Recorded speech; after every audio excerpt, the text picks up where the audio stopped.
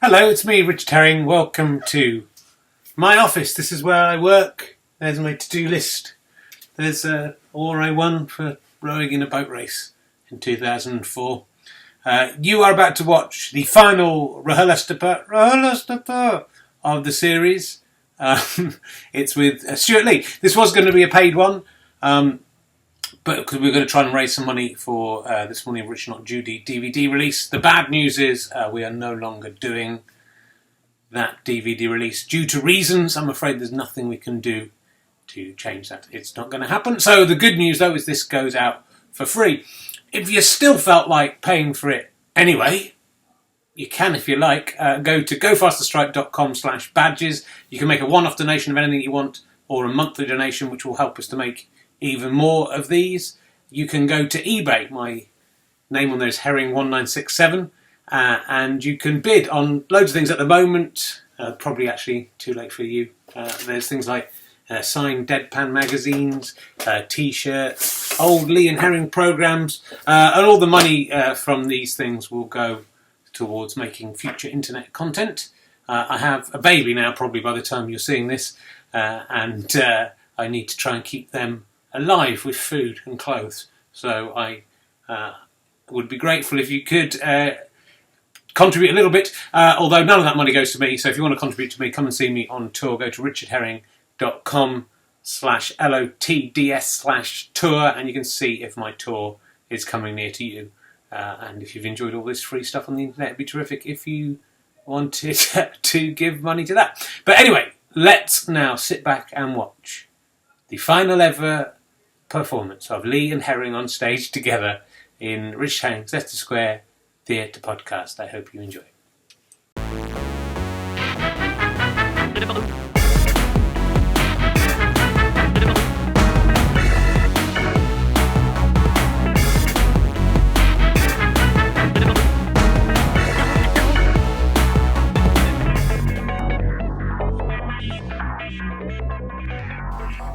Ladies and gentlemen, welcome to the Leicester Square Theatre. Well, this is a very, very special podcast because Richard Herring is in it. Please welcome him, Richard Herring!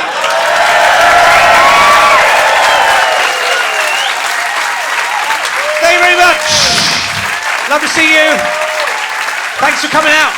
You're much better than last week's audience. So welcome to a very special, it's the final Richard Herring's Leicester Square Theatre podcast of this series, or as some of the cool kids have started calling it, Leicester. That's what they're calling it. And there's a lot very excited. Are you excited about Stewart Lee coming on? Is everyone? Ooh, you excited? Who? Did you not realise who was here? What is your favourite thing that was ever in This Morning with Richard Not Judy? I think it was far, far, far, far, far. It was far, far, far, far, farking. We'll probably talk about that, yes. I don't know if anyone did. I don't know how the BBC didn't notice that, but I did. I did pretty much swear every single week. But to be honest, we just pretty much just swore anyway. The one I saw just had someone saying cock for about 5 minutes. Admittedly, it was talking about cocks fighting, but it became very clear that that was not what. Andy McH, who's kindly given us a clapperboard for the show. Thank you for that, Andy. What was your favourite thing in This Morning with Richard Not Judy? I like a bird's eye, which is also German for egg. That was a good bit. I like a bird's eye, which is German for egg. We'll see if we can get Stu. I'm hoping Stu, like when I got Harry Shearer on, I managed to get him to do some of the voices. I'm hoping I can get Stu to do. He's very cool these days, so it'll be hard to get him, see if he can do. For me, Pliny is the best thing by far. Seriously. I would happily just watch him do that for the rest of his career. Not because it's good, just it would be satisfying. And did you say you are? I mean, we were looking at the YouGov website over the last few weeks, where they have the archetypal Richard Herring fan or whatever fan. Now, it does. The picture on that website does not look like you, but it should look like you, sir. So, what's your name? Mark. And did you have a favourite character or moment from This Morning, Richard Not Judy? consider the lily. That was a good bit as well. You've got very good taste, all of you. My favourite, the favourite bit of Pliny is the St George one I just watched the other day because of as we're recording this, we've had the controversy over the lady tweeting a picture of some flags, some St George flags, and having to resign for putting a picture on Twitter without comment, which seems weird.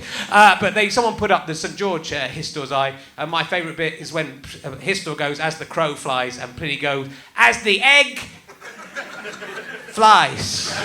And it's like Pliny was really trying to think of a pun. For flies. Can't think of one, and it's best thing that Stewart Lee has ever done. So will you please welcome my guest this week. He is probably best known from the B Sky B Up Your News. And for being Pliny in This Morning Rich Not Judy. We welcome Stewart Lee, ladies and gentlemen. Come on in. He's got 3 beers. 3 beers. And one of them isn't for me. How are you doing, Stu? All right. Bit tired? Yeah. It's hard life, isn't it? Yeah. You'll see. I will, because Stuart has 2 children. I have a child on the way. I was thinking, there's 2 things we could do with our children. A, we could do a Lee and Herring: The Next Generation, where one of your children and one of my children team up. We could just give them the same material, and no one will remember. Or, you've got one of each, so whatever I have, they could get married, couldn't they? I could marry one of your... My kids think I'm terrible at comedy, and because my son stood at the side of the stage and watched me once and said, he said it's awful. He's just talking, and no one's laughing. But they think my wife's funny because she used to dress up as things, so they can see that that's supposed to be. Basically, they have the sensibilities of children. They don't really understand what it is I'm trying to do. Yeah. I don't think you should really wait for 10 or 15 years and then show. They might enjoy it then. So you don't want to have an arranged marriage between my yet unborn child and whichever child. Could be we'll see one. No, okay, we'll wait and see. But imagine if our children had a child together. Imagine what that would be like.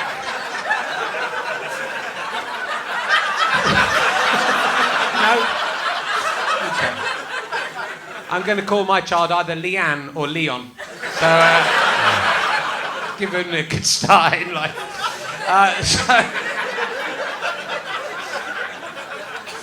Anyway, we will... that might not make it into the final bit. So, that's why you come and see it live. So, This Morning Rich Not Judy began in 1994. Yeah. Do you remember that?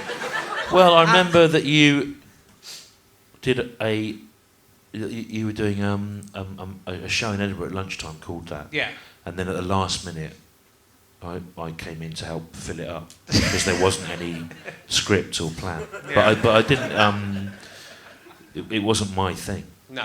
And then it sort of snowballed a bit, and it was quite an interesting way of sort of.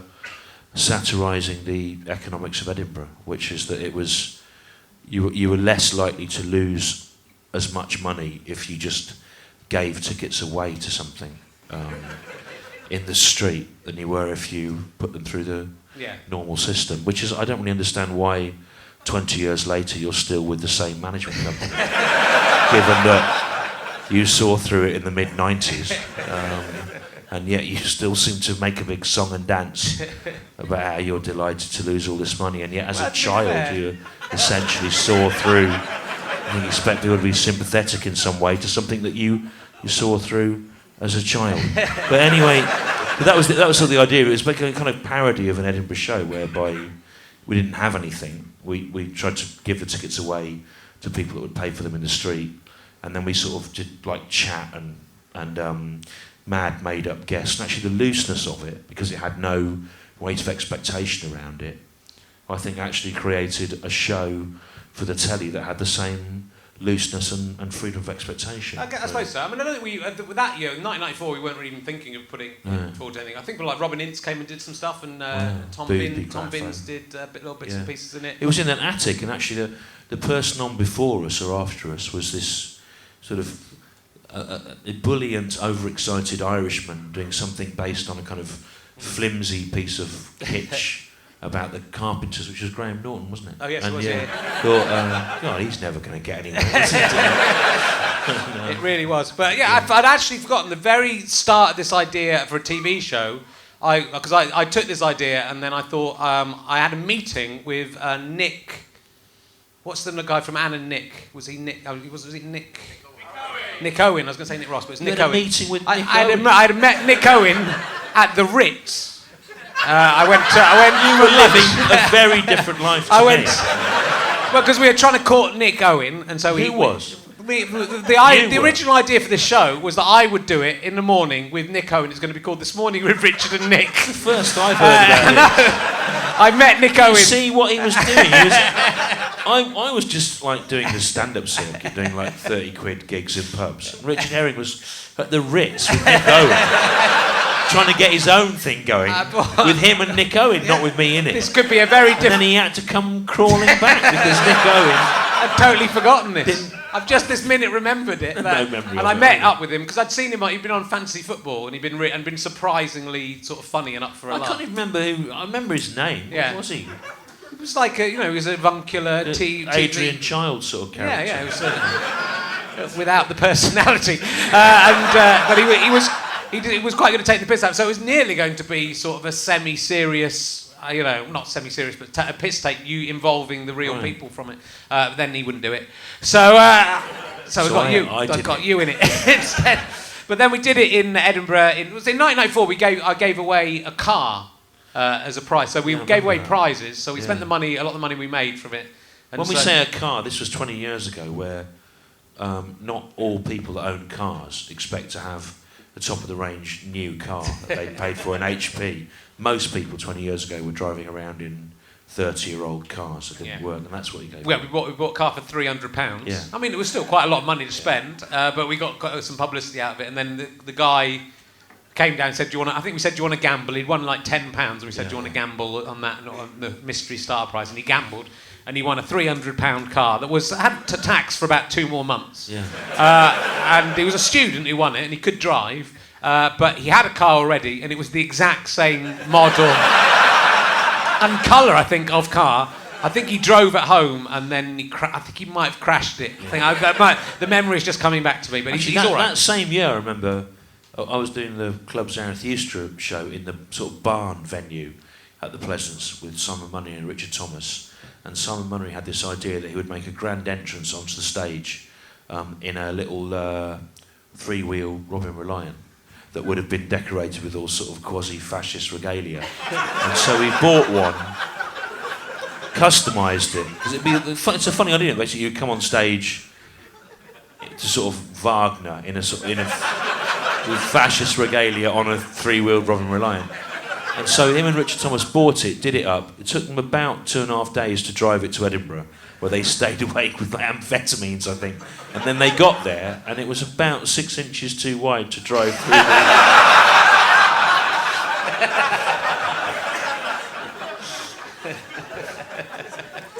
But yeah, I mean, that's another weird thing. It's funny, it's the sort of risk taking. I mean, I listened to the first half of this over there, and it was me that prompted Paul to say his anecdote about Secret Affair, which is actually much funnier when he told it to me a few weeks ago.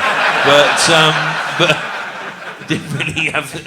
But the part of why you were able to develop a show like this that ended up being this sort of mad show on the telly was because the economics was so, it was so much freer then, and you could sort of afford to take chances on things. And I don't know.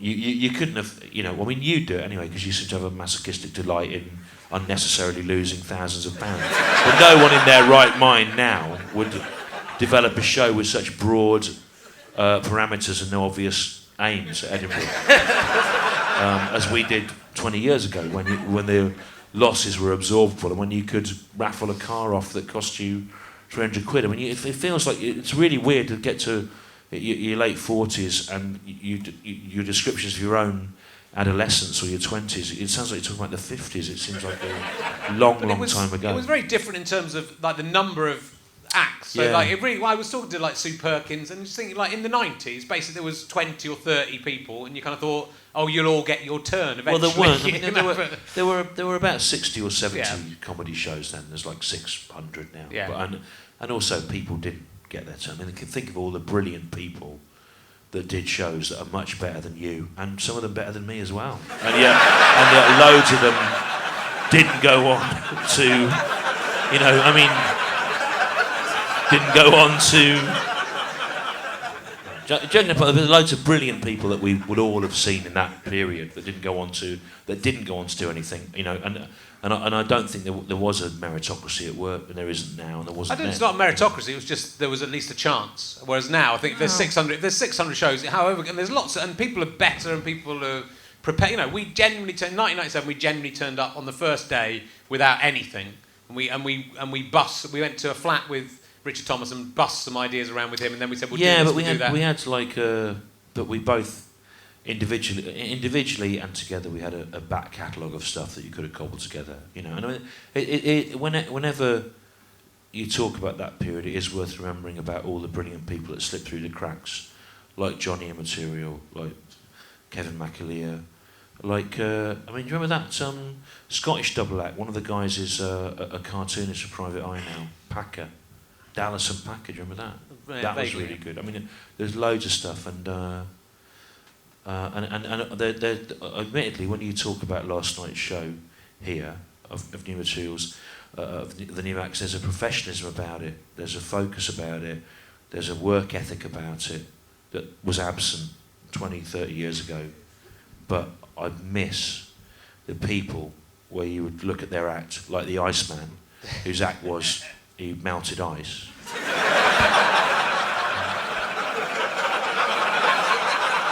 He didn't have a career plan, you know, and you think, I miss those things. Yeah, but there still are. I mean, I actually think that what's going on now, you keep harking back to the 1980s as being an amazing time for comedy, and you can say that, but then the 1980s didn't have you in it, for a start. So you know, I think now is much, but you know, I think the broad range of stuff you get now is much more exciting, and there are loads of people doing those kind of things. Someone like the Iceman was great, in that he would turn up and do his insane thing, but that was never going to be much more than that. Someone like Mr. Methane is still going, and he's got that kind of act that is just a ridiculous act. So if you had the staying power to keep doing it, you could keep doing it. And I think that, you know, there's a lot of, I suppose there's a lot of too professional, slick people. When you compare Mr. Methane to the Iceman, I suppose ultimately farts are funnier than ice. They are.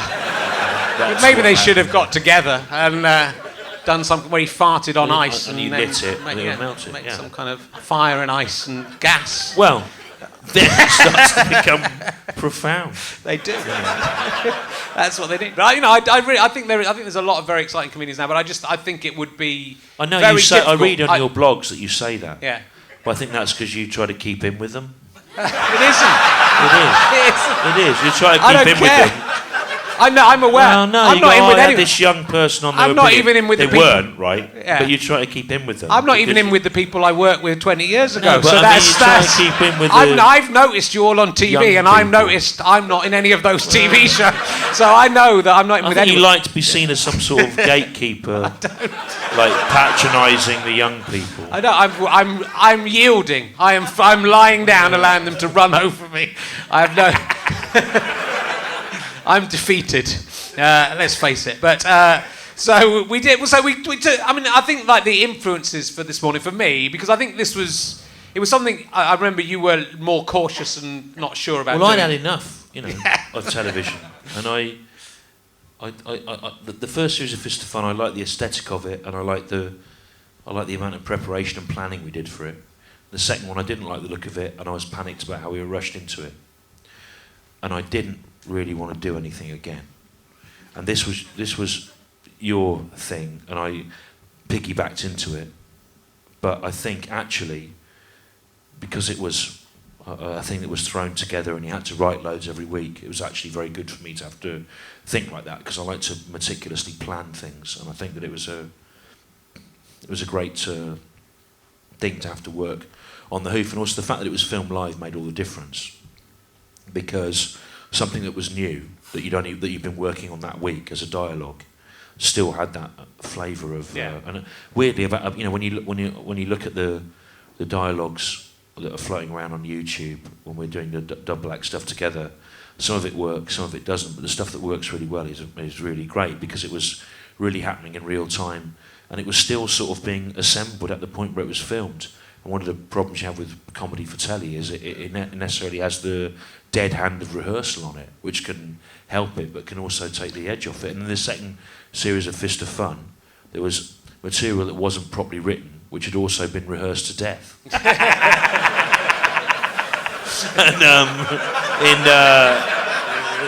But in this, you sort of had the thing where it was still like, coming together in well, front and we're of your making eyes. stuff up as we go along. Yeah. And I think that was very exciting and vital that it is live. But yeah, we are. You can see us making up ideas and making each other laugh on the actual air. And yeah, when it does, also when it doesn't work, it's still great, because I think we didn't feel that at the time. No. But when it doesn't work, it's actually great. When there's a bit where I remember it happening where one of the early interviews, you were confused about what was going on, but they were talking to me about what was going on, and you were talking, so they weren't talking to you.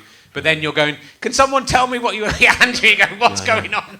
And how long have we got for this bit? And it's kind of funny, because that shouldn't happen on TV. No.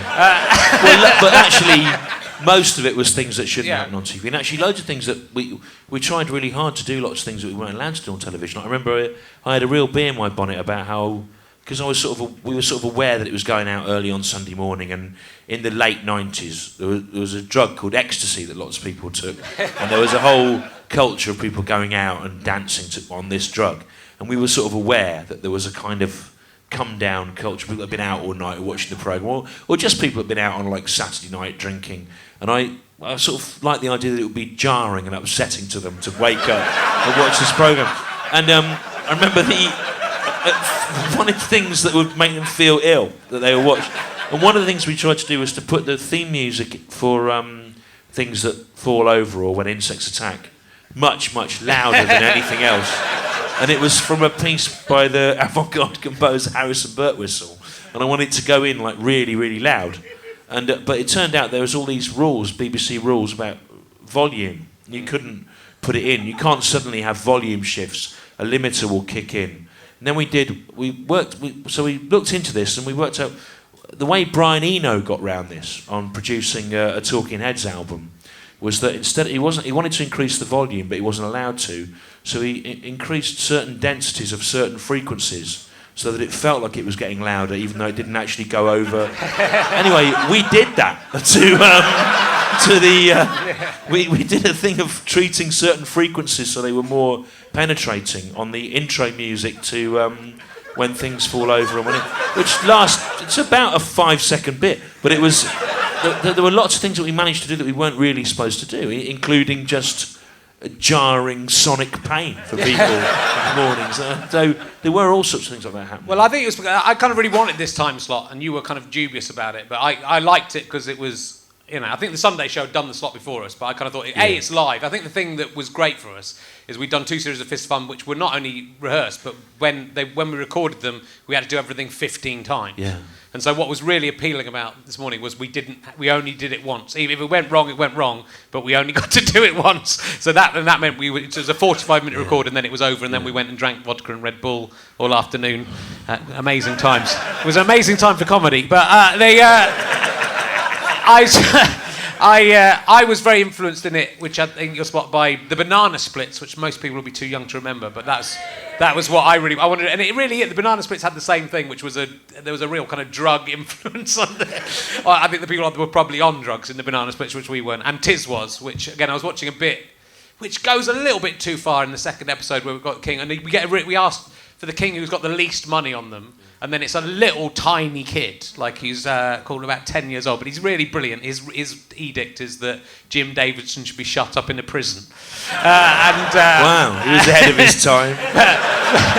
Well, taking my cue from Tiswas, I'm just really shouting in this kid's face in a way you kind of go, oh, that's actually... Well, actually, that's interesting you bring that up, because I grew up in the Midlands, and in the early 70s, there was this strange thing that happened. Chris Tarrant, bizarrely, who now seems like a pillar of the establishment, and various people like John Gorman, who are from 60s avant-garde theatre, and like weird kind of proto-alternative comedy groups. David Rappaport, who was an early acolyte of Ken Campbell, who's one of the sort of avatars of weird pre-alternative comedy. And Lenny Henry, who was like doing alternative comedy before it had a name, and they all had this strange slot on ATV, Midlands Independent Television, on Saturday mornings, where they sort of did this bizarre anarchic program, which we remember as being proto-punk and sort of psychedelic hippie kind of program, but actually it's full of the usual racist and sexist early 70s stuff, if you go back and look at it. But your memory of it is being this sort of unlicensed period, and there was a very anodyne BBC copy of it, Swap Shop, with Noel Edmonds, which is sort of the same thing, but with every single piece of imagination or genius taken out of it. And but where you lived as a child, you got that, didn't you? I got it in Loughborough, and then but then I moved from Loughborough when I was 8 to Cheddar, and I got to Cheddar, and the man installing the TV, my sister said, "Do you have Shangalang in this area?" Which was the Bay City Rollers. My sister was obsessed with the Bay City Rollers, and then we went yes, and she went yes, and then I said, "Do you have Tiswas?" And he said no, and I cried. I was 28 years old, and actually.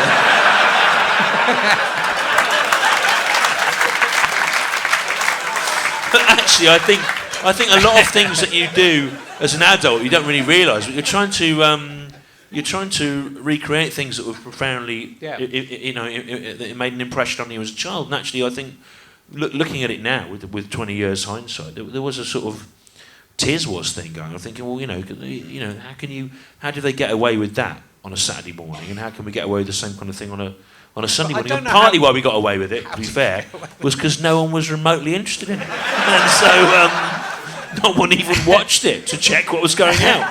And when it stopped, no one noticed. And when it was going out, and in fact, one week, two things that happened, give you an indication of the extent to which no one was interested in it.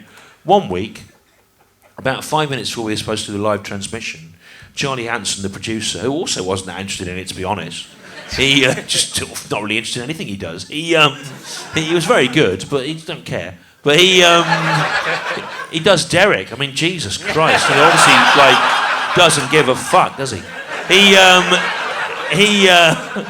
He's very good at realising the vision of the artist, but he's not.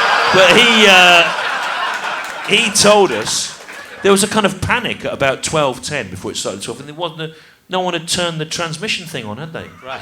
There was some thing that was supposed to broadcast it from the studio, and it had been written down as like a VT, it being played in, and they had to put it onto some other thing to get it to work. Then another week, it used to go out live on the Sunday, and I remember I used to do the edit with a editor guy on like the Thursday, and then it used to go out live 45, 50 minutes on Sunday morning. Then there was an edit for the Friday night, and it would go out at 6:15 on the Friday, 6:30 on the Friday, a half-hour edit. And I used to do the edit on Thursday afternoon.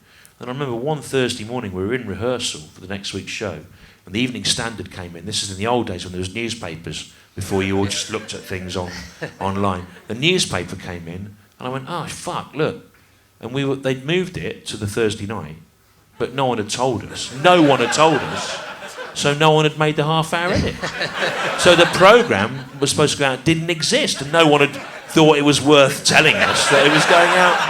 They'd moved it because there was tennis on or live coverage of a lawnmower or something. So they moved it, and then we had to do the edit in about 2 hours that afternoon. So that's an indication of the extent to which no one was interested. And in the last few weeks when it was supposed to be being cut, we did, to be fair, we did have our people that supported us, like Paul Jackson and a couple of other people. And I remember they were desperately trying to get Jane Root, who was in charge of BBC at the time, to just come and see it just once, so she would know what it was she was cancelling. And they just kind of never came. But actually, those things, in retrospect, mean that because no one was interested in it and no one tried to stop what we were doing, because they didn't even know it was on. You mustn't view this as like some struggle of outlaw artists against authority. It wasn't. Authority was not interested or aware. So it was not like a heroic struggle. It was just something that happened. Well, like someone doing a fart in a lift, but there was no one in the lift. So it wasn't like. It was just nothing. And then 20 years later, you've got all this stuff that was somehow allowed to happen. But it does look insane. But I remember John Plowman, who was the executive producer, saying one week, I can't remember what it was, but saying there was something we wanted to keep in.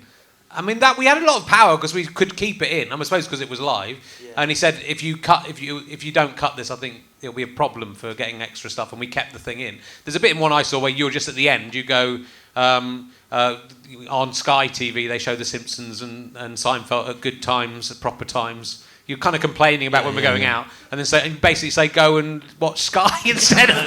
So it's just, and you kind of think, yeah, I can probably see why the BBC weren't that. But you know what? They should have been sort of accountable on some level, because there was a kind of weird thing where, you were supposed to be grateful, which we obviously were. But on the other hand, all the things in the 90s, all the things that comedians love. I mean, all comedians loved Seinfeld, and yet. And the BBC had that, and yet it was out at 11:45. Yeah, well, they had The Simpsons. They put it out on a Saturday at 5 or something, and they didn't know what to do. And then Seinfeld and Larry Sanders were on in the middle of the night. Yeah. And you go anywhere else in the world, and those things were both on at 6 o'clock every single night because everyone loved them. So I suppose it was sort of, we sort of thought we were. I suppose we sort of thought arrogantly we belonged in that world, and why were those people? Well, it's I think we did. I think because of that, it's very anarchic, and it's very, the ones I watched again. There's a real excitement to it because it's live, and there's a bit where Joe Unwin's the ironic review, which again sort of is very much like things that were later to come, a sort of fly on the wall documentary about an officer, a magazine of idiots of the kind of Shoreditch twats. Yeah.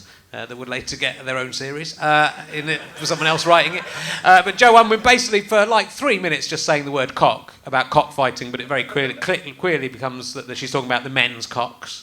And you kind of think, that wouldn't go out at 9 o'clock or 8:30 now. So it's sort of been strange. And and as someone mentioned, I would every week swear during the songs. When we are crowning the king. Yeah, every week I would go, there's only one king, wanking, and then fa king. Every week I would do that. You must be very proud of it. I am very proud of it. I'm still proud. Do you think that partly why you were allowed to do that is because people would have been embarrassed? Yeah, but lots of it's insane. The first series ends with us singing hymns. Do you remember we've got the audience to sing a hymn? I'll tell you what, and then it's been very interesting coming here. I don't really remember anything about it. I don't remember much, to be honest. You remember a lot about the editing process. I know, but I don't remember much from about 1995 to 2001. I don't know why that is. But what's nice about it is when things pop up on YouTube. Like there was a thing this week where there was a Histor and sketch about the England flag, and because there's been people talking about the England flag this week, it sort of popped up on the internet, and I watched it, and I have no memory of doing it or having anything to do with it. And I was sort of enjoying it. I was thinking, that's really funny, that voice, that crow's voice. So it's sort of like they kind of take me by surprise, as if I have no relationship with them, and I do have a. I think we should do Histor and Pliny for real, as a genuine kids show. Well, the problem is, right, I don't want to, but those puppets, right, we designed those puppets, and then a cartoonist and then a model person made them, and then they went, the BBC had them, obviously, then after the series finished, a number of things happened. One was, my electric guitar, which I'd had for about 20 years, which I'd used in a sketch in it, was mysteriously lost, and no one offered to compensate me for that. And the other thing that happened was a Fender copy, it was really good. And the other thing that happened was that the puppets of Histor and Pliny stayed at the BBC and started being used as sort of background artists in Saturday morning kids show television stuff, which really irritated us. We managed to get them back. But tragically, when I just moved recently, I put the Pliny in the cellar. But I didn't know the cellar wasn't damp-proofed. Oh, no. Yeah, he's got all, like, a kind of crust on him now. Well, Histor, I've got Histor. He's rotted, basically. Yeah, I've got Histor, but all of his limbs have fallen off. And So we should do it with the Well, I think it's exactly the kind of man. thing that the Leicester Square Theatre's Museum of Comedy was interested in displaying in its own cabinet. We could remake the puppets. I mean, they Yeah. were expensive. They were like £3,000 each, I seem to remember, in They were. 1990s. But they were really expensive to make. They were because Jesus. mine was slightly. Histor had a slight animatronic Yeah, but eye you in were it. never good enough to use it. Were you? You just sort of rocked him around. I did that on purpose. Moved his mouth in a thing that was irrelevant to what you were saying. Very much like Tommy Cooper playing the piano badly. Well, you had to I'm be sorry, really Les good at Dawson. it to do Yeah, it you wrong. had to be, yeah. Maybe. Yeah. But no, I mean, no, those do have a brutal quality about them. Yeah. I think is really funny. It's sort of like, and I'm sort of, things take you by surprise because you can't actually remember it. I mean, I remember just being that we used to have to do those at the end of the morning, and it really hurt your arm, and I was really tired. I think we did like 5 in a row. I mean, I think we recorded them all in a day, and I just remember you had to wear a balaclava. I mean, I know like people who work in mines, that's really hard and stuff. But I had to crouch behind a wall, wearing a balaclava, holding my arm up, doing a high voice for about 5 hours once. And it was really Do you remember where they came from? Do you remember where the idea of Histor's Eye came from, though? It was in we wrote a radio pilot with which was going to have Steve Coogan and Patrick Marber in it. We recorded it, I think, called Corridor, which was, and then I was going to do it as Whatever Became of, where we did a parody of the Profumo affair. So it was looking back in history. Which needed to be... You'll notice the Profumo affair has not raised its head since that was never broadcast. And so then, I don't know why, I mean, we obviously came up with Histor's Eye, because we thought Histor's Eye. But I don't know why, I mean, Pliny obviously is still a historian. Yeah. But it's kind of an odd leap to name them that. Well, to you, maybe. Yeah. That's the way I work. But Pliny was... Pliny's an amazing character. Well, it's very kind of you to say, but I don't. But again, I don't remember giving any thought to it. I just remember thinking that it worked well. That. Do you think we should do that when we do the commentaries for these episodes? Should we do one whole episode as Histor? Well, I don't know if I could. I don't know if I could even do that voice anymore. It's too high. I think to do it for 45 minutes of just finding egg because they're just I do find those really funny when I see them. It's funny. It's strange, like being forced to confront these things with a distance because you can't remember having done them. So it's like another person did them, and of course you'll tell me. Realistically, another person did do them because there's no, your whole body's been replaced since then on a cellular level. I will tell you that, and it is true. It's the kind of thing you say. It is. But so you look at them and you can sort of enjoy them, but it seems arrogant because you go, that's really funny. I did that. But I do like those. I think they have a cumulative effect as well of the sort of the irritation level of them. Good. Good, and we'll talk about this, but there's one episode where we are both at the beginning. We start each episode with quite a weak thing where we dress us up from something from the week, and then just go, I'm Jeremy Clarkson, welcome to this. But there was one where we started both dressed as Jimmy Savile. Do you remember this one? Yeah, well, again, I had no memory of it until this Jimmy Savile thing came out, and then it was on the internet. I don't remember doing it, It's the London Marathon that week. We're in the London Marathon. We're both just Jimmy Savile. We're sort of running towards the camera, and you say... It goes, it's basically now then, and then we go, it's London Marathon, I hope no one dies, and then I think you say, if they do, Bagsy, I take them to the morgue. Or the other way. Now, but why that is, this is an interesting thing.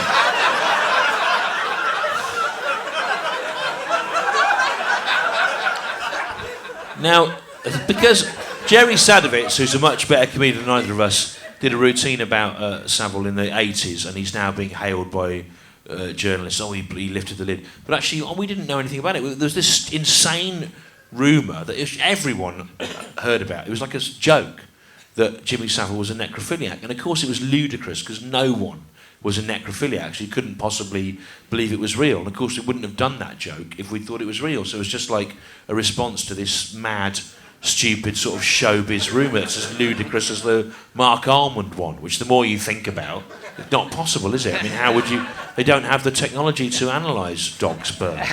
So it's not... And it seemed like in the same world as that, which is why we did that joke. We didn't think it was real. And then suddenly you think, oh, like prophets or something. I didn't really know. What I found surprising, I remember we tried to do a few Jimmy Savile jokes in different shows, and we were told we couldn't do it, because the reason he got away with it all, really, ironically, as it's turned out, is because he was very litigious. So if you said anything, he would sue.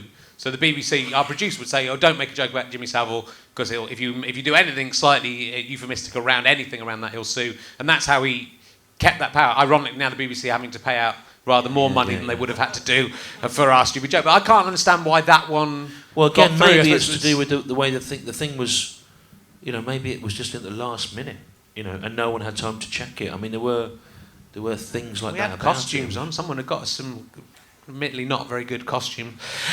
So we'll quickly. Do you remember just in the milk drinking thing? There was a bit with the unusual music in that I think you must have chosen. Was that different? It goes food and milk, and then there's a bit when we reveal the milk. It goes. Did you choose that music? That was fucking insane. There's Men of Achievement 1974, which I was very upset. Well, now it's popular, but I was very upset that never kicked off. I thought that was going to be the real. The thing that propelled us to the big time, which was genuinely a book. I think people didn't understand what it was. Yeah. But you'd found it at a... No, you Jumble found Center. We found it at some junk shop. We had a few copies Again, of it. this is another weird thing about this. Is that it's sort of... We would find an odd thing, like a weird leaflet or a strange book, and think, oh, let's do something with this. And in Fist of Fun, very much, the first series particularly had a sensibility of sort of bricolage, of all these sort of found objects cobbled together. And I suspect that sensibility has sort of disappeared because of the internet, because you can find things, because there's websites called Stuff I Found on the Floor and things like that. So everyone can kind of do that. Whereas I think part of what informed our sense of humour was like random things that we found on the floor, and then or just in a junk shop, and then we'd sort of think, well, what if you chose to focus in massively on this? But of course, I think that sort of sensibility has disappeared because people today expect to be able to find anything they're looking for. I mean, another example of that was the lettuce. With this thing with a sort of family of vegetables, and we just sort of move them around and make stupid noises, and it was sort of received with naked hostility, really. But then in the 11, was it called the 11 o'clock show? Yeah. Afterwards. Yeah. Yeah, they had a thing which was the same about 2 years later, but it was like vibrators and dildos and things. It was just like a rip-off of it, but they were like with sex toys, so like morons would laugh at it, And so there were weird kind of things that were sort of pointless things, but then other people had the genius to make them obscene, therefore funnier. One of the sons, I think, of one of the Men of Achievement 1974 we featured once emailed me to ask me why we did it. Yeah. And he said, was it? And I said, it was out of a sense of just, this is a ridiculous vanity project, and it was kind of funny. Well, that's very sensitive of you to say that. He had a funny... And he said it was partly because we chose funny pictures, because they were all the guys with stupid facial Well, it was hair. a book where people basically paid to be in a book in 1974 to say that they were important. And there was a, much like Rich appearing in major venues at Edinburgh now.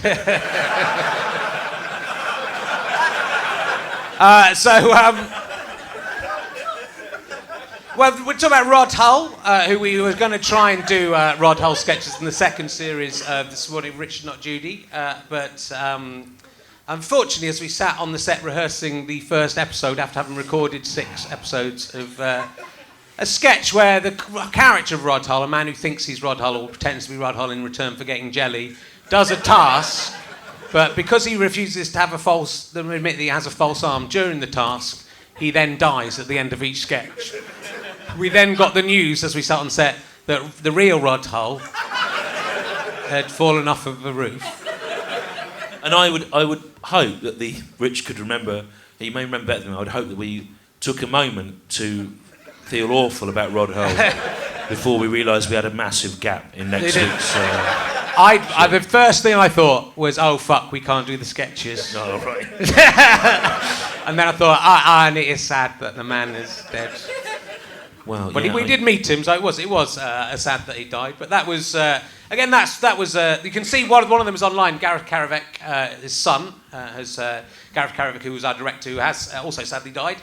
His son edited one of them together. So if you go on YouTube, or I suspect on this DVD somewhere, you will be able to find one of them put together in most of its glory. But we recorded about 4 or 5. Yeah, there was a rugby one as well, wasn't there? Didn't make it. Yeah, there's rugby. There's a fencing one. Yeah. Don't know if we've got the scripts anywhere. I mean, enough time has passed. I remember John Plowman. I doubt he'll be able to get his own vehicle now. John Plowman 20 years later. asked to watch them to check whether it was all right. I remember him going, "Can I just watch the sketches?" And then he came out and went, "Yeah, we can't do that." But we did have a little tribute to Rod Hull at the end of that series. Did we? Well, yeah, I think at the end it ended with the false Rod Hull sitting by the phone going, "Ring, please ring. Why is no one ringing me anymore?" Again, that whole Rod Hull thing was another thing that came out of on the radio. We used to write the scripts in the day and then throw these voices at the last minute at people. And we said to Kevin Eldon, "Can you do Rod Hull?" And he went, "No." And he did this sort of kind of voice. We went, "Oh, that'll do." I think he had a cold as well, so he had a couldn't cold. ring And then it. that sort of suggested this other character that was someone doing him who wasn't Rod Hull, pretending to be. And so lots of things are as a result of accidents. And the fact that the show went out live and was put together in a hurry, I think gave you, it forced you to try to run with things that perhaps if you'd had more time you would have abandoned, but which, because of that, became quite good things in their own right. Yeah, and I think we ended up doing more Simon Quinlank as a result of that. Not sure they were quite as good as the ones from the... No. There was that weird one with was it the last one, was that in Fist of Fun, or was that in This Morning, where the last one was where he basically went mad and saw loads of images of himself? Oh, yeah. Can't remember. Well, I remember doing a load of drawings. And Yeah. That was good fun, wasn't it? It was nice. So I mean, maybe we could get the other guys back on, if we like. Are you around, Trevor and Paul Putner? Come back in, find a seat and come in. Give it a round of applause to when Trevor. you say find a seat, they can sit down, we'll find some seats. Oh, there, come on. Go on in. We only got one seat.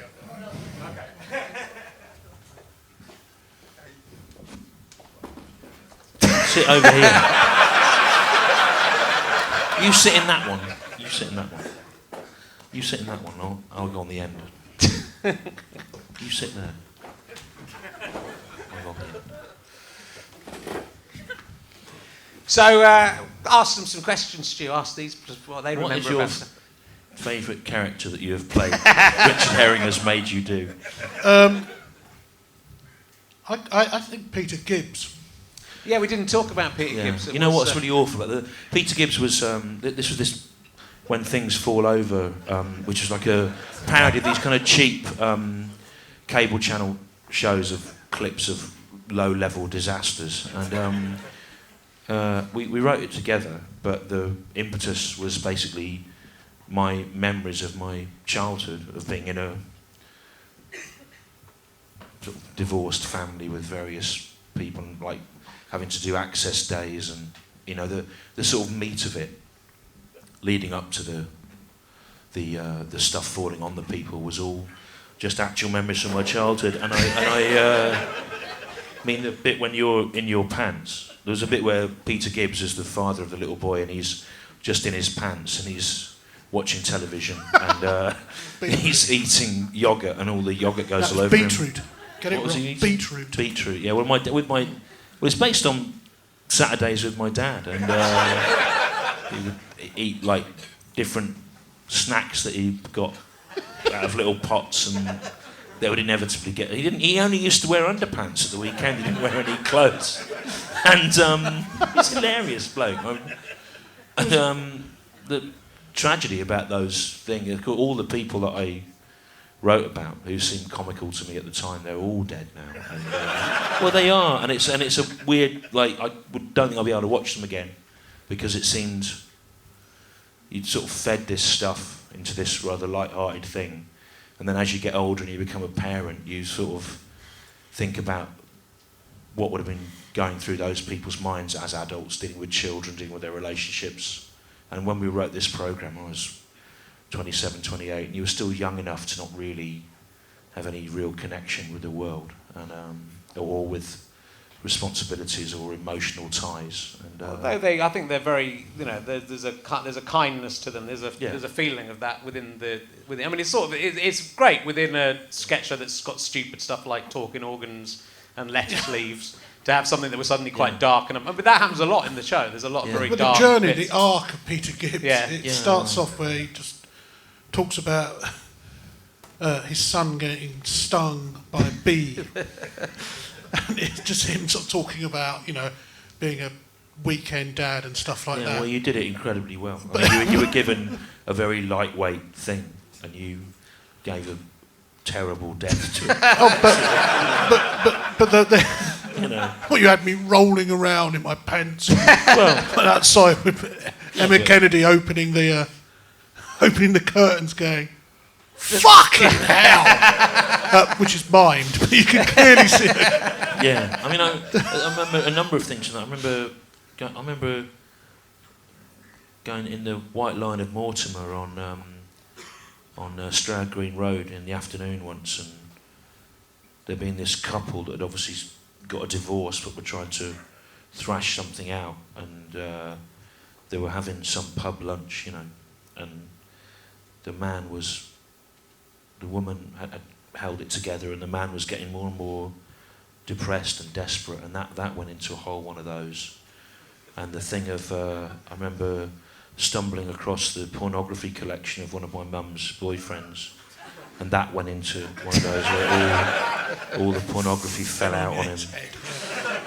It's so well-meaning, and the one in the pub where it's really nice because they're in the pub and you're trying to reconcile. She's just meeting up with you and she's having spaghetti and you're really cross that she's having this really. Yeah. I mean, it's 1990s food, but it's a really horrible-looking plate of spaghetti with red sauce on it. Yeah. She's just sophisticated. That was just this thing that I saw, and weirdly, I don't know if I would do that now, because I would feel bad about looking at someone's life and thinking, oh God, that's awful.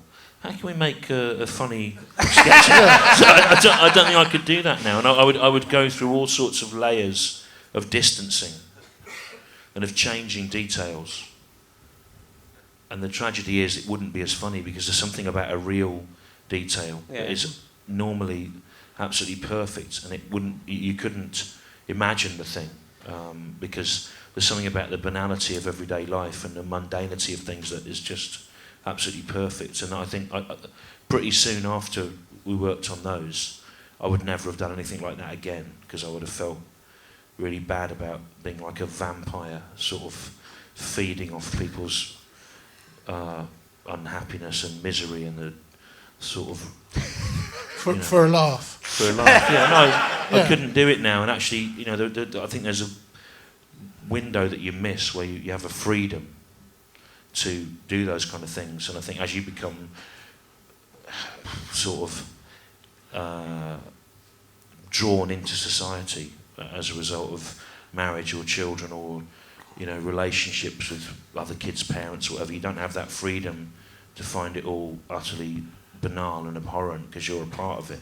Do you think that when John Cleese said, sketch comedy is a young man's game, is that what he was kind of hinting at? That you're able to go, look at this loser, look, he's a failed showbiz entertainer, look at these failed adults, and you're playing people, a lot older than yourself, and you suddenly go, you're that person. And it's not a bad thing to be involved in society and have responsibilities to children, as you'll find you may enjoy it. You may get some blogs out of it, but you'll find that you do suddenly things that you previously had a distance from and found ridiculous. You're a part of them, so it's harder to get a distance on them. And that whole the family relationships in When Things Fall Over, that was sort of one of there was if it had been 5 years later, I couldn't have written those because they would be too close to home, and also They would have felt like a betrayal of trust. But I probably, I'm not really looking forward to seeing them again. But then on the other hand, I think when I tell my son that my dad spent the whole weekend just in his pants, watching sport and giving me like beetroot sort of jam out of pots on bread, he finds it hilarious, which gives me the suggestion that on some level I'm better than that. But I don't know, But I think it's also a look back to the 70s, 80s when there's a sort of pressure. Parents now are you're supposed to do stuff and engage. Really, I think we were. I mean, I remember being. It might even have happened in one of those episodes. I remember just being sort of left in a car outside a pub with crisps. Do you remember that? Did that happen to you? Were you just like left? Oh yeah, I mean, I don't remember it from the show. No, but do you remember being just shut in a car outside a pub? I was once, when I was a baby, I was left in a car for a bit too long, and my parents came back and I'd nearly died. Yeah. And it's I was really red. Yeah. And they'd left me a bit too long with the window open a little bit, and I think it probably accounts for a lot. But you sort of think if that had happened, if they'd left another half an hour, that's a different story. That whole thing about families, then it was about that sort of rather more robust attitude people had to kids and family in that period, and I remember being sort of you get the pub, you pull up outside the car, you pull in the car outside the pub, your dad goes in, gets you a can of Coke and a packet of crisps, and he locks you in the car. Like, there are people who have gone to prison for that now. But in the 60s, in the 70s, that was, at least you had crisps. It's like that was considered a sort of, a thoughtful parent. And then they would drive you home drunk. And that whole thing was that was the only. That's one of the only things, weirdly, in my whole life of doing comedy that I've ever put any of myself into, and I did that because I was confident it would be forgotten. But Richard Herring and Chris Evans of Go Faster Strike have excavated it and now made me confront this terrible history. That'd be good for you, I think. At least I can look at you as my son. And did you cover Emma Kennedy in Baked Beans out of some sexual desire to see Emma Kennedy? I can't remember what that was about. I can't remember what that was about. I remember. I don't know. Did that happen to your mum? No.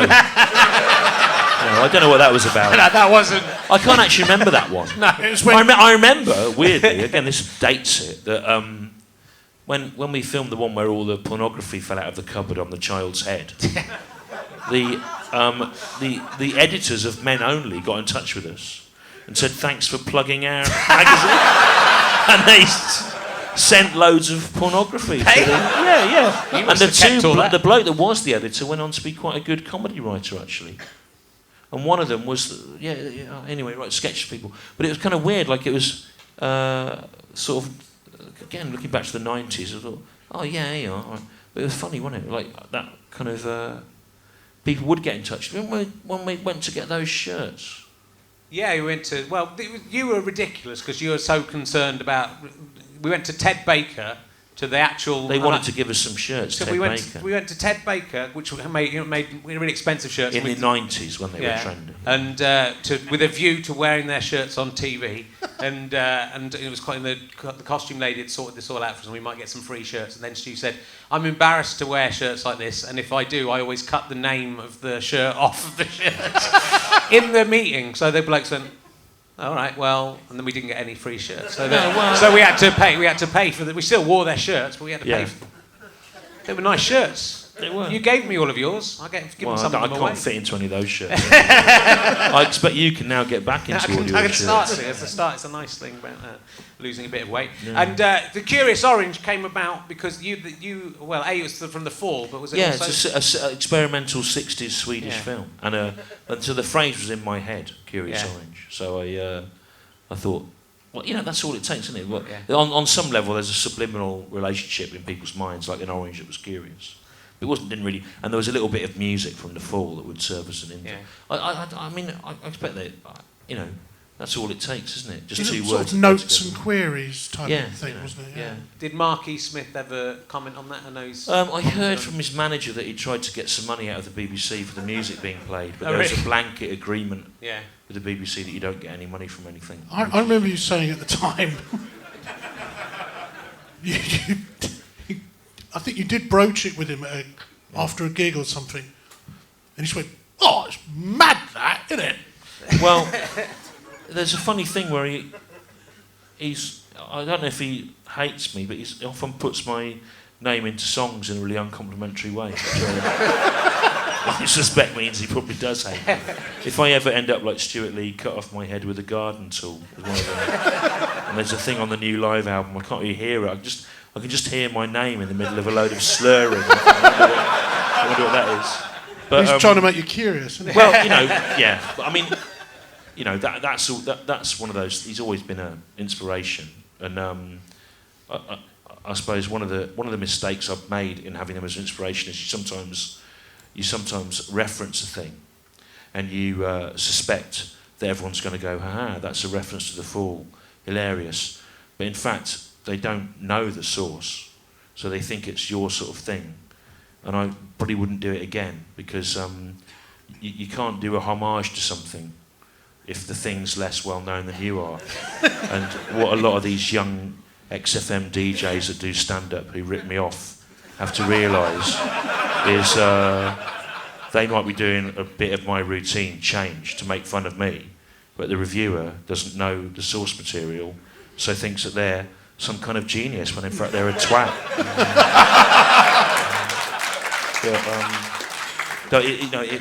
But actually there was loads of stuff fed in from obscure popular culture into those. I mean, you're you know a maven for that kind of thing, and you sort of informed us of loads of stuff. And again, I mean, I think half the fun of it was thinking, I wonder if people will spot this. And it's a very 20, 30-something sort of thing to do, to sort of drop all these references in, like with the particular kinds of shots you would choose in film stuff or whatever. And we had a lot of fun doing that. Like, part of finding your own voice actually is assimilating influences from other things. I remember you agonising if you felt in any way whatsoever you might be plagiarising at all. And it's when you had the Curious Orange singing, "I had a little donkey." Yeah. I think you later put in the. Well, I've done it. That's a song it was I on remember. Rutland Weekend. I remember my. I remember got my really worried about it. No, When I my mentioned granddad sang it to me as a kid, and it was obviously a musical song from the Midlands. But weirdly, I had a little donkey. I had a little donkey. I kept him in the yard. One day in the winter time when it was snowing hard, Mother said the donkey would be cold out in the stall. Bring him in the kit. That one. Anyway, so. I think he was hoping you'd join in there, but that was the only extant version of it was from Rutland Weekend Television, which was Eric Idle's post-Python thing, where he did it with those blokes from Pato, didn't he? Yeah, something. Prog rock band. I remember sort of mentioning it to you. Just went, "Oh, fucking hell." Yeah. But obviously Well, they it knew doesn't it. matter. Obviously they knew it from earlier, but I didn't Yeah. know about that. Then only you would know about that, and that's how you found Well, out how to sing it. Oh no, you're an incredible Git. You know, no, I mean you know about everything. I don't know how you know all things. You know all different kinds of music and all films. You know more music and films than you have had time in your life to watch or listen to. What are you? Like an immortal character from beyond. I am the Oracle of Delphi. Yeah, but Yeah, but it all kind of hits a ceiling around 2002. And we tried to get Jason Orange in to be the Curious Orange on one occasion. That's right. Was that one of the times you weren't there? Because it might be. I can't remember. I mean, he we wouldn't tried do- to get Robbie Williams. Yeah, we we tried wanted to to get get Greg Rob- Evigan. And we never got cool enough. And like a lot of those other shows were cool that they would have got Robbie Williams. yeah, but you know what? Wasn't that a blessing? I mean, again, it was sort of being under the radar, and you know, there was a point where Newman and Badil were on the front of the NME, and you like rightly identified me as a 20-something as having been the sort of person that would have liked that. But actually, it was a narrow escape from.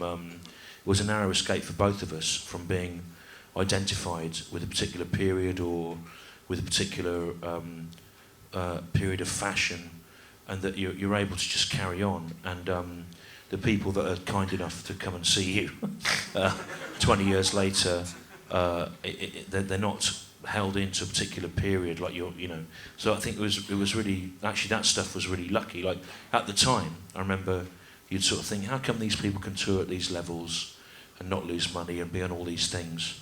But actually, the long game of being able to then do stuff like this 20 years later and can David Baddiel do a podcast where he plays snooker against himself? I don't think he can. No, he can't do that. And I'm not trying to be facetious thing. It's actually an amazing thing that you can, you've said this yourself a lot, that you can have the fluidity to be able to do that. And partly is because somehow we got through that period when comedy was the new rock and roll without anyone really noticing. Well, also what's kind of interesting, I think, out of that, sort of the new Baddiel and Skinner is that kind of new lad thing.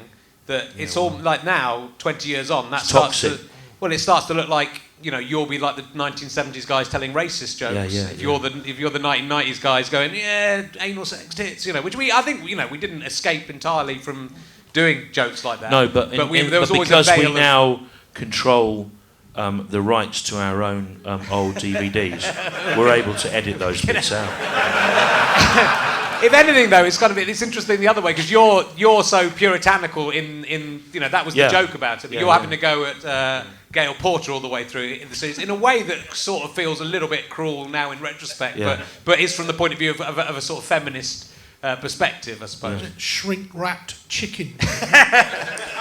Well, we'll see if that makes the. The thing is, it sort of has to because it's all the way through every. Well, do you remember your Mel C? I want your gametes. Yeah. What? I do the 5 types of women. Ugly Spice and all that. Yeah. So there's elements of it, but to actually be associated with, and that routine is still about taking the piss out. Well, we escaped mid-90s lad culture via not being invited to join in with it. Talking of which, is Trevor still not allowed to speak? While Stu is on stage, it was mainly Stu who stopped that. Why was that? I can't remember why that happened. He was jealous. I think it was just for the. I don't think it was it wasn't genuinely that we couldn't afford to pay you anymore, but it was just the funny idea that would be the case. How did you feel about that? It was really heartbreaking for me. It was awful because I looked up to you two. Weirdly, you two were like my two dads in comedy, and I looked up. What to we you. were like your two dads, or we were like my two dads from the sitcom? Not Greg like Evigan and Paul Reiser. Not you weren't like them, Okay. but you were like you're like your two dads. Yeah, Paul was like a mum to me, and because I knew Paul loved me, and I didn't have to prove anything to him. But you two, I felt I had to prove myself, and I still do. You've still got a lot to prove, son. Thanks. So there's a fair.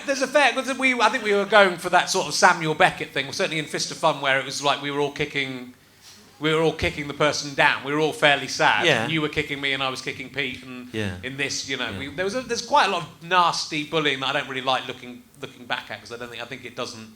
There's plenty of bits that you look at 50, and there would have to be that 15 years later you look back and go, I wish I hadn't pulled that slightly disabled person face during that routine, or whatever. So I think, but then that's all about living and learning and changing. So it's it can be edited out. It will. It can be edited out. We're going to be left with the hardly anyway. A few of the episodes. So do you think it would have suffered from e-petitions? Well, that's another weird thing. Is that in a way. We tried to do stuff that created a relationship with the audience and encouraged them to write in and get involved in things and sort of create the comedy themselves, and then we'd sort of roll with it. Now, 20 years later, I mean, it would almost be unmanageable because the amount of feedback you'd get from the internet and Twitter would be out of control. You couldn't really do it. In fact, things would get. If you said to people now, why don't you try and write the biggest swear word you can and hang it off a building? It would, so many people would do that. It would be appalling. So it's sort of, I think it was in a weird window between this sort of post-punk thing of like, let's involve the people. And yet actually, pretty soon the technology existed to involve the people so thoroughly that it would have been unworkable because they'd have been far too involved. I think what probably would have happened that we missed out on is that despite the fact that there wasn't a critical approval for it or an approval from the broadcaster, there would have, if there'd been Twitter and the internet, there would have been a visible groundswell of support from viewers that might have changed a commissioner's mind about things.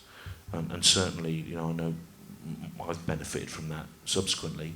But I don't know if that would have been the right thing, because actually, I think it had done what it set out to, and it lives in the memory in quite an exciting way for people, partly because it was truncated. And to look back at it now, when the DVD comes out, I think people will go, how was that ever allowed to happen? And the answer is, it wasn't really, it was an accident. But anything you talk about from popular culture now, if it's before 2000, you have to factor in the fact that Twitter and the internet didn't really exist in the way it does now, and that just changes everything. I mean, we sort of tried to get that kind of thing going with all the write-in things on the radio. Yeah, and we did respond to everyone who wrote to us. Yeah. Manually writing everyone letters back. I mean, if people wrote 4 letters a week, yeah. did we not write to them? I mean, I still meet people to this day who are like 35, 40 now, who've come to see you for 20 years because you replied to a letter they sent, and of course you could do that then because it was quite hard to send in a letter, whereas now, anyone can send off an email, which has devalued the whole notion of interaction between. I wrote a fan letter to The Fall in 1982, and Steve Hanley, the bass player, replied to it with a postcard from Berlin. And earlier this year, which is 32 years later, I wrote a little bit about his book and chaired a discussion when he did a launch for it, and it's partly because of that incredible thing to a 14-year-old that it makes a big impression, but I don't know if it has the same currency anymore. Well, I don't know. See what people sometimes seem impressed if you reply. I mean, some people seem impressed if you reply to a tweet, and it's a different sort of thing, but it's a lot easier to do. But I suppose it breaks down that division as well. So maybe in the 90s, people who were on TV were very far aloof, and now it's only people. I never felt like we were on TV. I felt like we were sort of allowed in for a bit. But I don't think we were typical of, I don't think we were typical in that we were kind of accessible. We were sort of internet accessible. Well, you always had a sense of the absurdity of it, which was very refreshing. I mean, we all hear horror stories in this business. You all hear horror stories of someone who's been going 2 years and gets a telly show, and suddenly they expect to have their ciabatta delivered to them by an oiled slave.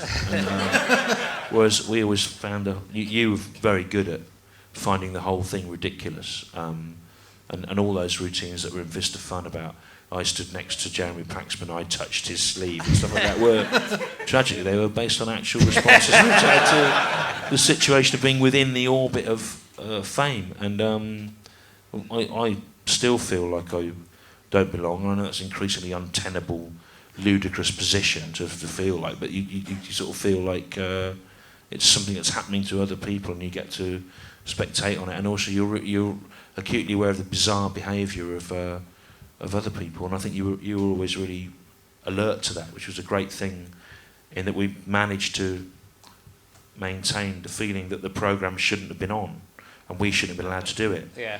Of course, actually, the irony was that was the case. Yeah. But that's why it's good we didn't get Jason Orange and Robbie Williams to be in it, because it would have given it a sense of, being part of everything, and it really wasn't. We really weren't part of anything. What was it?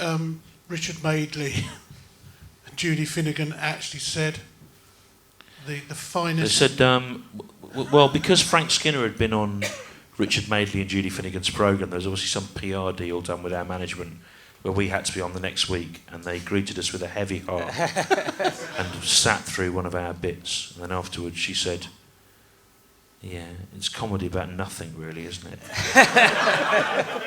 which actually I think was what we'd been aiming for. But also on that, Richard Madeley, they'd gone this before. We want 4 because it's school half term. We went to come up with 4 things that kids can be doing, 4 activities that kids can be doing. A joke about that. And so instead of doing that, Richard Madeley went, "You guys, you're so funny. You could make a joke about anything. Tell us a joke about." And then he named one of the things he knew we had. And then it wasn't really a joke we had prepared anyway. But it was such an odd way to get into it, to make this sort of false link. Do you know what? This might be your out point. Okay. But years later, I was on a chat show with Richard Madeley I don't know why or what it was, about 5 years, 10 years later. He said, "Oh yeah, I remember you, blah, blah, blah." And then, apropos of nothing, he started telling me this anecdote about how he and Judy had been on a holiday in a cottage in the countryside somewhere, and he'd looked out of the window and he'd seen a man in the field having sex with a donkey. And he'd called her over to look at it. And, well, I'm just saying that's what he didn't. I think he was trying to get in with me. Yeah. I thought it was sort of thing. Well, I did their show a couple of times when they went to Channel 4. And then did they mention that to you? He didn't talk about that, but he did. Well, it's no secret affair anecdote. But he was noticeably trying to get in with you and be sweary. I don't know if they remembered who I was or knew I was.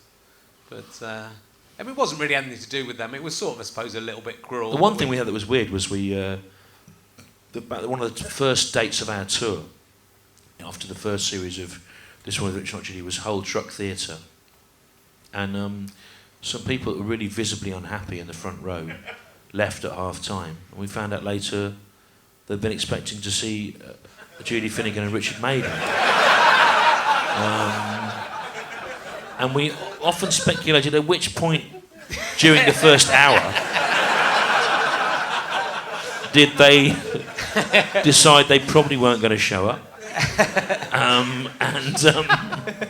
But politely waited until half time. The other thing, and this again ruins that would have been a good out point, but is there was some graffiti in the toilets there, I remember, about the quality of the excrement of the bass player from Amazing Blondell, who were an early 70s Lincolnshire progressive rock band, which I was considerably more interested in than you. Because Eddie Baird's shit really stinks. And Amazing Blondell had just got back together, and one of their warm-up gigs had been at... and I was going, wow, Eddie Baird from Amazing Blondell, shit really stinks. Was Francis Monkman? No, he was in Caravan. No, he was in Caravan, Francis Monkman. Was he? Yeah. I thought he was in No, Amazing Blondell. he was from I'm not that clever. Canterbury. No, he was in Curved Air. Curved Air. Yeah. It's definitely not turned into an end point now. That is maybe the last word should go to Trevor. No, it's been an absolute pleasure to listen to you guys. Thank you. Thanks for inviting me on stage to listen on stage. Well, I mean, it was great listening backstage, but being on stage and listening, it's just different when you can see the words coming out of the sweat, and it puts it in the context, the sweaty faces. So thanks for that. you know what? You'll have a sweaty face when you're older. But it'll be small, though, won't it, Stuart? It'll be a small, sweaty face. He's 41 years old. Can you believe it? He's not. He is. I'm not. But would you like to apologise to people with small faces now? Yeah, I mean, there's so many things I'd like to apologise for from the 90s, and it's great that you've led the charge for the small face, and it's just one of the many things that I'm sure will come to rain down upon us of criticisms when the whole thing actually goes out. Also, I think that it's your this odd footnote in this, but of course your own stand-up is actually superb and is of far greater value than anything that we'll be releasing that gives any indication of what you do. So it's a tragedy. And most people that know you will see you doing something that's of far less value than your own work, which is a grim tragedy. It was good when you dressed up as a bit of Crest, though. Yeah. That was very good. Ladies and gentlemen, Stewart Lee, Putner, Trevor. Thank you for coming. will be at the back in a bit. Thank you very much.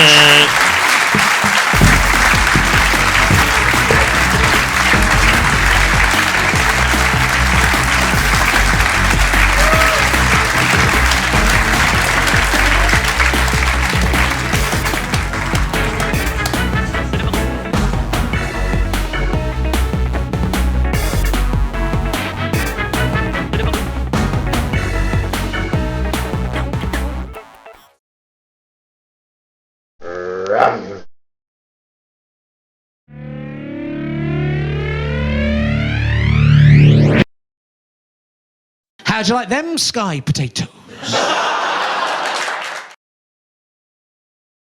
Hello, it's me, Richard Herring from the 1990s. I am so young and happy. I will never grow old or be sad. Yes, that's right. It can happen that quickly, kids, so watch out. Thanks for watching Richard Herring's Leicester Square Theatre podcast, this series. It's been great. All the guests have been brilliant, apart from one who was a dick. Let's see if you can work out who you think that was. Chris Evans, not that one, or Captain America. Come on, get real. Do I know those people? All the politicians from Wales or Australia, all the sportsmen, or probably serial killer. It's the guy who runs Go Faster Stripe. It's the one I know. So it's always going to be that one when I mention him. I don't know why I have to keep on reiterating that. He's a very nice guy. He's decided that to keep you going during these empty months between now and the next Leicester Square Theatre podcast, which will be recorded in June and July at the Leicester Square Theatre. You can buy tickets now already if you want to go to that website. He is going to put out the old videos from Series 3, 4, 5 up here on YouTube, on Vimeo, and on iTunes, I think.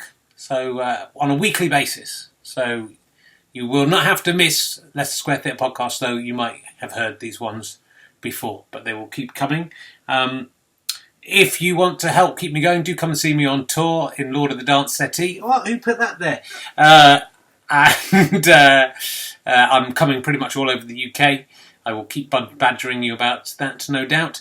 You can also check out Meaning of Life, which is on the British Comedy Guide. It's on YouTube, my YouTube channel, youtube.com/Richard Herring. No, sorry, Herring1967. They'll come up on there. You can also go to gofasterstripe.com/RHMOL and buy longer versions of that show, which would help us to make more stuff if you enjoy these things. That's the only reason we ask for money, to make more. You don't have to pay anything. It just speeds it along a little bit. If you assist a little bit, you can also go and buy a badge or just make a donation of £1 if you think this series is worth £1. Go to gofasterstripe.com/badges. You can come and see me at the Leicester Square Theatre in London over August and September, where I will be doing every single one of my one-man shows that I've done this century. Will be 12 shows altogether with a new one at the end. If you buy tickets to all 12, it's only £100 for all 12 shows, plus you get a hand-drawn T-shirt drawn by me. It'll be an exclusive thing. About 20 people have done that already, which is more than I thought when I made that offer, so there may be more than that. But you could also just come see one or two of the shows, or three. There's offers if you buy 3 tickets for 3 and 6, and all 12. I think it's something like that. But go to the website of the Leicester Square Theatre, and you'll be able to find that out. And yeah, that's pretty much it. Just tell your friends about this show if you've enjoyed it. I think they're quite good. The more people who see it, the more chance we have of getting badge money, but also the better the reputation is, the more chance we have of doing other stuff. I'm very happy for you to keep enjoying it for nothing. That's why I keep putting it out for nothing. But if you feel like you want to contribute a tiny amount to keep us going, those are lots of different ways you can do it. And just telling your friends about it is the main one. We will be back, as I say, in June and July at the Leicester Square Theatre. No guaranteed names as yet, but some very exciting names in the frame of people who are interested in doing it. We'll try and keep the mix of new and old comedians, and then the occasional non-comedian like Ben Goldacre or Stewart Lee. Thanks so much for listening and watching. It's been quite good. Goodbye.